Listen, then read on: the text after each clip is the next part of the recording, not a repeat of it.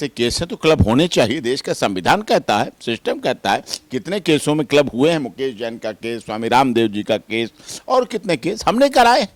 खूब क्लब हुए, क्लब होते हैं, एक साथ होते हैं, एक साथ दर्ज भी होते हैं अलग अलग, तो एक साथ क्लब। अलग अलग यूआरएल नंबर यूज किए गए, हर एफआईआर के कंटेंट्स हैं वो अलग अलग हैं, बड़ा क्रिमिनल रिकॉर्ड है पिटिशनर का। इस तरह के जो ये आरोप थे, अब उनको कितना प्रूव करते हैं, कितना सिद्ध करते हैं, वो समय बताएगा, देखेंगे उसको। जैसा भी होगा पता चलेगा, उसमें कोई सामने। नमस्कार, आप देख रहे हैं द फ्रंट न्यूज और मैं हूं आपके साथ आशीष तिवारी। आज बात फिर मनीष कश्यप की कि आखिर में 21 तारीख को मनीष को राहत मिलेगी या फिर क्या है केस में।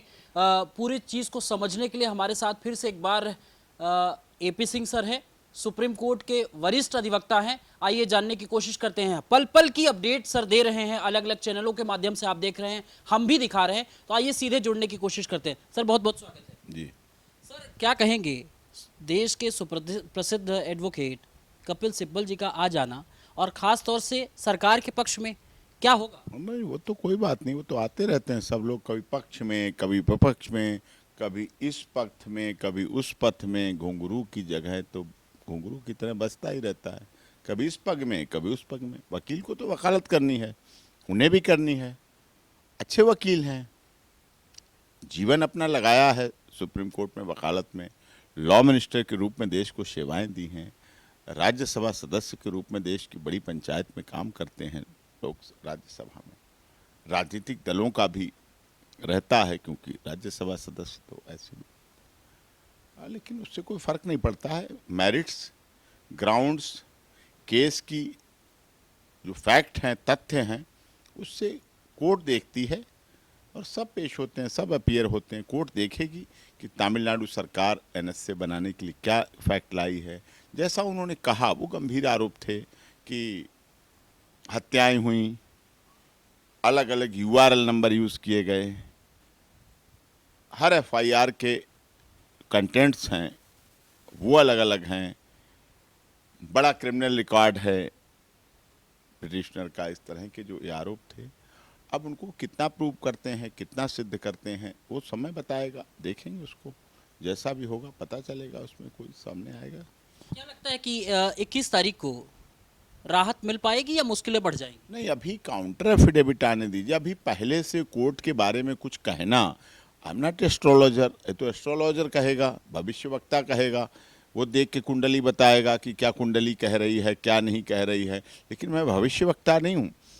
जो चीज़ सामने आएगी वो आएगी।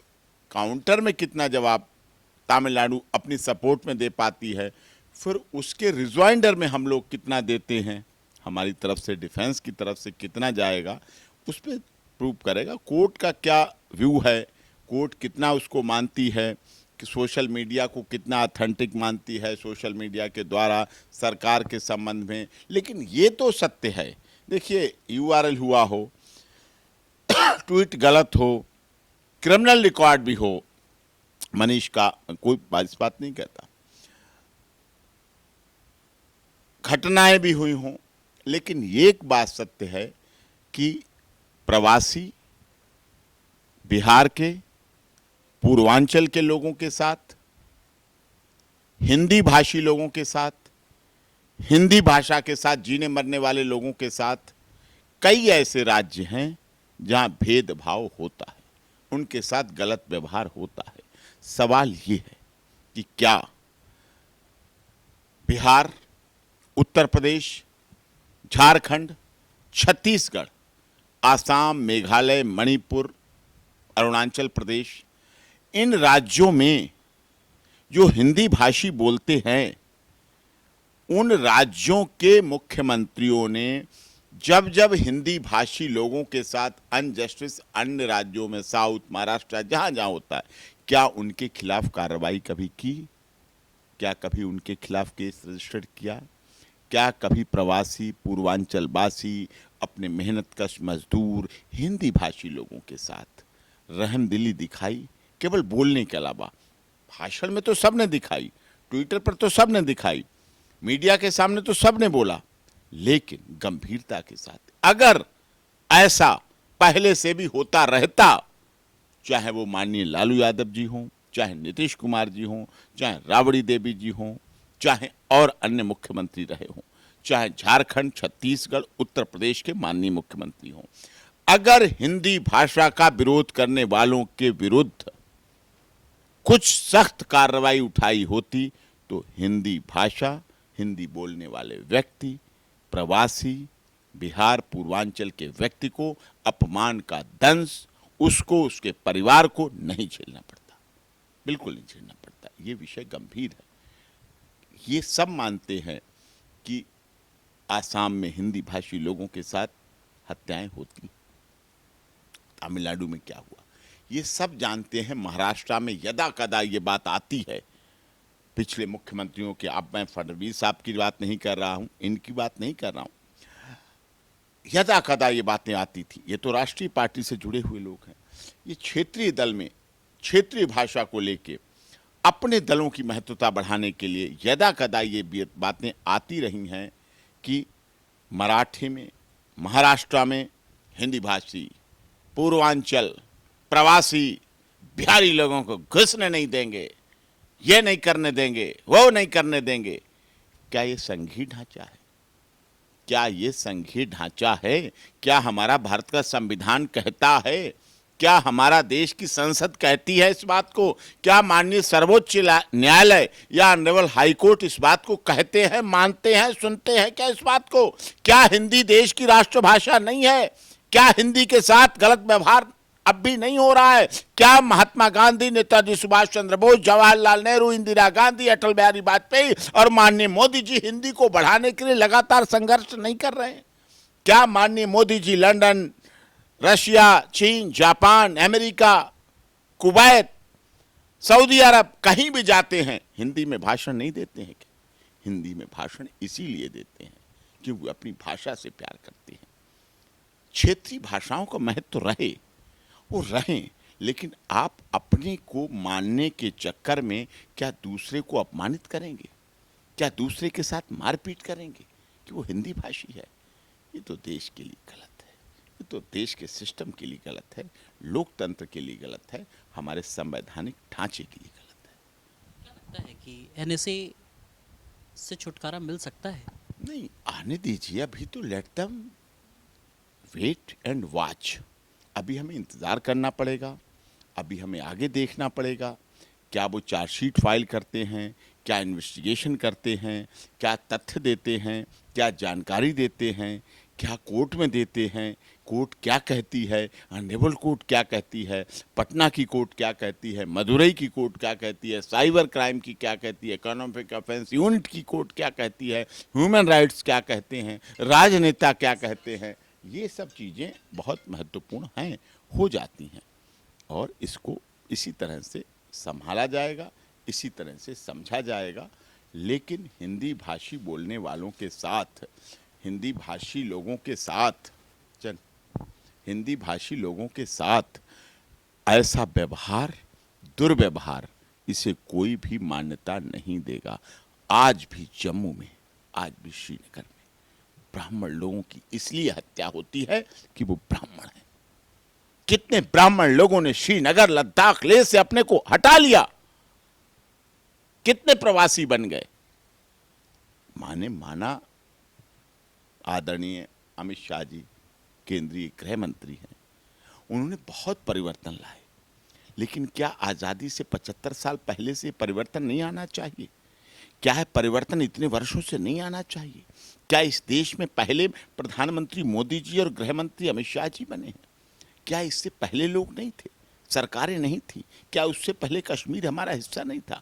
लेकिन उसके पहले कश्मीर में 2 निशान थे, 2 झंडे थे, 2 संविधान थे।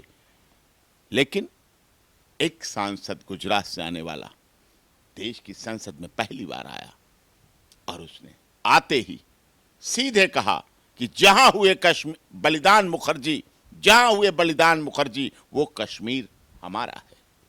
और हमारा कहा नहीं, सिद्ध करके दिखा दिया। और एक ही दिन में देश की सबसे बड़ी पंचायत संसद में 370 और 35 को उठा के फेंक दिया, हटा दिया। और एक झंडा, एक निशान, एक संविधान, एक भाषा वहां है। आज बदलाव आया है, आज परिवर्तन आया है। क्या उनसे पहले किसी बिहार, उत्तर प्रदेश, झारखंड, छत्तीसगढ़ के माननीय मुख्यमंत्रियों ने ऐसी चाहत पैदा की कि रावी, ताप्ती, डल झील जो श्रीनगर में है, इन नदियों में, इन झीलों में छठ पर्व मनाया जा सकता? क्या वहां छठ पर्व मनाने की किसी ने शुरुआत की? अगर वहां भी छठ पर्व मनता तो मैं मानता पूर्वांचल का सम्मान होता है, प्रवासी मजदूरों का सम्मान होता है। आप काम तो लेना जानते हैं, लेकिन अगर वो छठ पर्व मनाने के लिए, व्रत करने के लिए, भगवान सूर्य के व्रत की तपस्या करने के लिए, अर्घ देने के लिए खड़े होना चाहते हैं, तब आपको याद आता है ये तो पूर्वांचल है, ये तो प्रवासी है, ये तो बिहारी है, ये तो मजदूर है। ये गलत है। दोहरा रवैया, दोहरा चरित्र नहीं चल सकता। चलो वो करते हैं जैसा कुछ। आपने अपने यहां से क्या किया? क्या आपने ऐसी प्रथा का संचालन किया? क्या आपने कभी ऐसा प्रयास किया कि राजकीय रूप में, शासकीय रूप में, शासन के रूप में ऐसा प्रयास किया जाता? सूर्य भगवान तो सबके हैं, सूर्य भगवान सबके त्योहार हैं। सूर्य भगवान तो कोई जाति, क्षेत्र, भाषा, संप्रदाय के आधार पर सूर्य नहीं निकलते हैं। कोई सोता रहे, जगता रहे, 2 दिन सोए, 2 दिन सोए, लेकिन सूर्य भगवान तो निकल के उस पर अपना विटामिन डी और प्रकाश देने का काम करते हैं। लेकिन नहीं, उस त्योहार तक को देश के लोगों ने बांट के रख दिया। उस त्योहार को भी लगाने में लोगों, अब तो दिल्ली में बहुत इसका प्रचलन हुआ है, दिल्ली में बहुत लोगों ने संघर्ष किया है। इस तरह के त्योहार मनाने वाले लोगों ने, संगठनों ने बहुत संघर्ष किया है, सरकारों से संघर्ष किया है, निजी लोगों से संघर्ष किया है, व्यक्तिगत संघर्ष किया है, कानूनी लड़ाई लड़ी है, तब कहीं जाके छठ पर्व पर इतना प्रसार शांति से चल रहा है दिल्ली में। आप इस विषय पे एक चर्चा और भी हम प्रश्न हमारे मन में आ गया कि जो आप शुरू में पहले इंटरव्यू के दौरान ही आपने हमसे कहा था कि सारे केसेस को क्लब करने की बात कही थी, क्या लगता है? अभी भी है, ये क्लब करने की बात बिल्कुल है।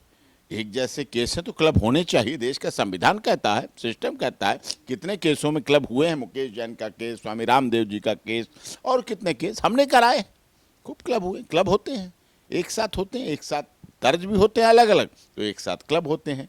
अब ये देखना है कि उनके इंग्रेडिएंट्स अलग अलग हैं, एक ही बात है, एक ही विषय है, ये तो मानिए कोर्ट को देखना है। और निश्चित तौर पर एक होंगे, क्लब होंगे। और ये भी मैंने मांग की थी, क्लब होने चाहिए। दूसरी मांग की, इन 2 राज्यों का राजनीतिक मामला है, इसलिए इसका ट्रायल दूसरी कोर्ट में हो, दूसरे राज्य में। सुप्रीम कोर्ट ट्रायल नहीं करती है, दूसरे राज्य में हो जहां इम्पार्शियल ट्रायल हो सके। ये भी होना चाहिए। एंटरिंग बेल दी जाए, तब तक बेल दी जाए। लगभग 1 महीना हो गया है पीसी रिमांड होते होते। ह्यूमन राइट्स का वायलेशन हो रहा है मनीष के साथ, तो वो नहीं होना चाहिए, उसकी रक्षा होनी चाहिए। क्या लगता है कि बुधवार में जिस तरीके से उनकी माताजी भी कई जगह इंटरव्यू दे रही हैं, बहुत भावुक हैं, तो आप सांत्वना के तौर पे क्या कुछ? नहीं, माता जी तो माता होती हैं, माता तो सबकी माता हैं। तेजस्वी जी की माता राबड़ी देवी जी हैं, मनीष की माता जी उनकी माता जी, हमारी माता जी हमारी हैं, मोदी जी की माता जी मोदी जी की माता। माँ तो माँ होती है, माँ तो यही चाहती है उसका बेटा उसके आंचल में आके छुप जाए। वो तो नहीं चाहती जेल में जाए, वो तो नहीं चाहती ऐसा हो। चाहती, उनकी सोच सही है, अच्छी बात है, आई है, ठीक है, अच्छी बात है। तंज के रूप में सर मैं आखिरी सवाल लूंगा कि तंज के रूप में जिस तरीके से तेजस्वी यादव ने सदन में कहा था कि मैं सौभाग्यशाली हूँ, मेरे पिताजी, मेरे माताजी और मैं खुद उप मुख्यमंत्री हूँ, मुझे किसी चीज़ का अब लालच नहीं है। अब दोबारा उसके बाद कुछ कमेंट्स नहीं आ रहा, ना सरकार की तरफ से और ना ही विपक्ष की तरफ से। नहीं, अब भूल गए होंगे, वो राजनेता हैं, अपने 2024 की तैयारी करनी है, उन्हें आगे जाना है। नीतीश जी को देश के प्रधानमंत्री पद के लिए आगे लड़ाई में लड़ना है, सामने लाना है, तो रणनीति है, रचना है। कोई एक ही बात को क्यों रिपीट करते रहें? बड़े राजनेता हैं जिसके पिता मुख्यमंत्री, माताजी मुख्यमंत्री, पिता केंद्रीय मंत्री, रेल मंत्री, जैसे बड़ा मंत्रालय रहा हो, राजनीति के धुरी रहे हों। लालू यादव जी कोई छोटा नाम तो नहीं है, जिसकी बहन राज्यसभा सांसद हो, जिसका छोटा भाई मिनिस्टर हो, और कोई परिवारवाद का भी आरोप नहीं लगता हो। कभी कभी परिवारवाद का आरोप लगा, नहीं लगा, कई नेताओं पे लगता है, उत्तर प्रदेश के माननीय मुख्यमंत्री जी पर लग जाता है, कई लोगों पे लग जाता है, राजनेताओं पे लग जाता है, लेकिन हैं सब जितने हैं तो त्यागी भी रहे। ऐसा भी नहीं है कि आंदोलन से निकले हुए नेता हैं लालू यादव जी, राम मनोहर लोहिया, जयप्रकाश नारायण जी, संपूर्ण क्रांति का नारा बिहार से चला है, तो उस आधार पर भी आगे बढ़ी है बात। तो ऐसी बात भी नहीं, और देखना भी नहीं चाहिए। मैं तो कहता हूँ उन्हें भूल जाना चाहिए। मनीष कश्यप को क्यों याद रख रहे हैं, क्यों याद नहीं रखना चाहिए।